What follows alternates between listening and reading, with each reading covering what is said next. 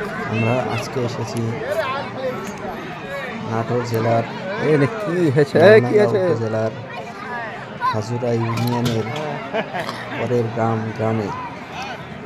এখানে শত বছরের ঐতিহ্যবাহী একটি অনুষ্ঠান হয় বছরে একদিন। এই গ্রামের 365 ঘর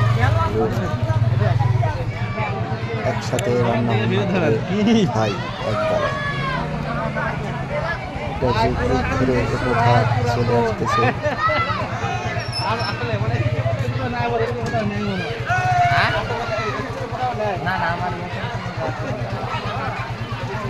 ধরেন 365 ঘর হলো 365 ঘর হ্যাঁ বাড়ি। কয়জন? 365 365 বাড়ি।